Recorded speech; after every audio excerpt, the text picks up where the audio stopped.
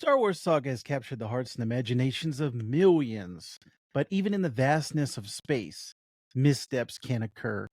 Today, I'm going to be talking about two of those unfortunate missteps, or maybe not missteps, depending on who you are, depending on your age. I think the big things that I always come across when people are like, those were missteps in the Star Wars universe.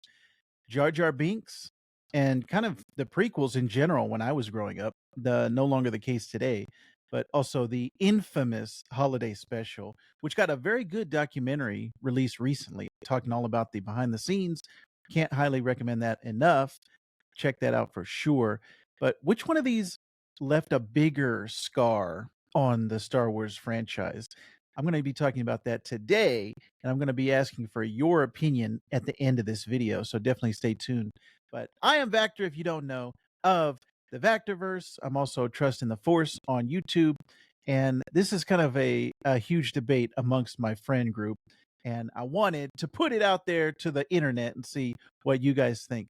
But before we do that, before we get into all of that, I have been recently kind of dozing off at work, kind of feeling a little drowsy, feeling a little run down. And I'm always looking for something to kind of give me energy, whether it be a Red Bull, whether it be 48-hour energy, or whatever the latest energy drink is. But I was actually very happy that a company reached out to me and said, you know what? We like what you're doing over at the Vectorverse. We like what you're doing on Trust in the Force. And we wanted to send you a little bit of our product to test out.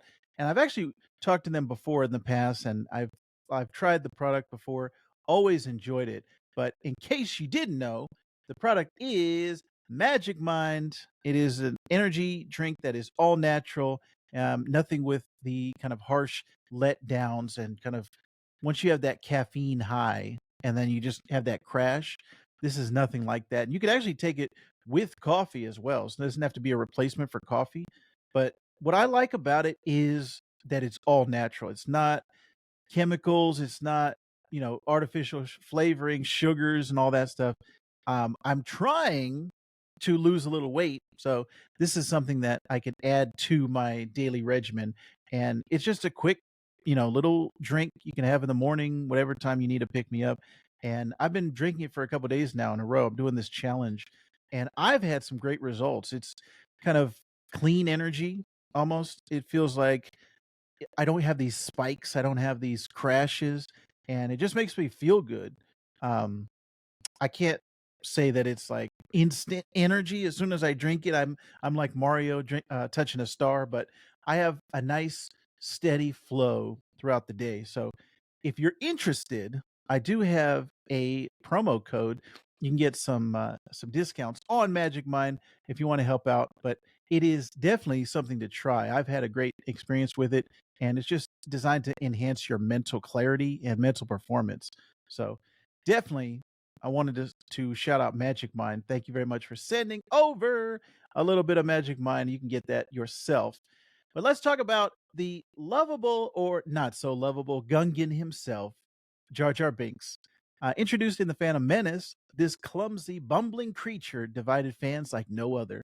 Some saw him as comic relief, some saw him as kind of cringy. He's a clown, he's for kids. But was he really a misstep? Or was he simply misunderstood? Because, George Lucas said these movies are for kids, and they re-released The Phantom Menace in the theater recently, 25th anniversary.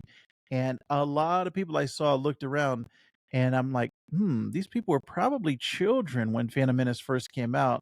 Whereas I'm a little bit older. I was in high school when The Phantom Menace first came out, and I just have a completely different take on Jar Jar now than I did back then. People who grew up with him and who I've spoken with, they're like, "Oh yeah, I've always liked Jar Jar. He's always been fun and funny." And I think that's what Lucas's original intention was. So he just kind of brings this lighthearted energy, and um, a lot of people kind of criticize him for being racially insensitive or distracting from the serious themes of the saga. I'm very curious to see what you think in the comments down below. Is Jar Jar a scar on the franchise, or is he just a fun bit of, he's an alien in Star Wars, so is he just a fun alien? I'm very curious to see what you think about that. But I'm also curious to hear what you think about the 1978 holiday special, which you can't not even get it on Disney Plus. Come on, guys, release the holiday special. We want to watch everything in the Star Wars universe. We want to see whether it was a misstep or not. Let us be the judge. Don't take that out of our hands. I have seen the holiday special, and I do not like it. It is very strange and just like a very weird artifact from the 70s, late 70s. But I do think that it should be out there. It should exist. It's not something that should be hidden away. I want to let people know what they're in for anytime they take a look at the Star Wars holiday special. But it's made for TV. This is before Star Wars was like a huge thing. Wasn't for on a big budget scale. Wasn't for a movie, but the disaster of it. It only aired once, and then they never aired it again. The disaster of it has become something of a legend, and not in a good way. There's the Wookiee family drama to the cringeworthy musical numbers that the holiday special has. A far cry from the epic space opera that fans came to love in Star Wars.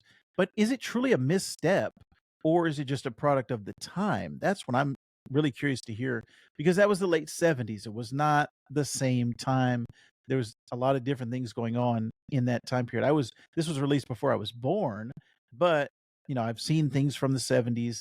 I didn't live them, but I've watched a lot of movies from the 70s and TV shows from the 70s, and it seems to fit right in along those lines. But both Jar Jar and the holiday special have left their mark on the Star Wars universe, for better or for worse. But which one had the biggest impact? Which one was the most damaging to the franchise? That's what I really want to know in the comments down below. I'm very eager to hear your thoughts. But don't forget, check out Magic Mind. I'm going to be taking a shot every morning for the next week and see how I feel, let you know the results, and definitely want to let you know that you can increase your focus, your mood, and it has truly helped me in my daily routine. But no jitters, no crashes, everything like that is all natural. And I do have a promo code down below, 48% off your first subscription or 20% off one-time purchases. Just use the code vactor-verse 20, and you're going to have a great experience over at Magic Mind. So there you have it. Star Wars fans, Jar Jar Binks, the holiday special. Which one left the biggest mark and scar on the Star Wars universe? I want to know, and I would love to hear your thoughts. Thank you very much for watching. May the Force be with you. Trust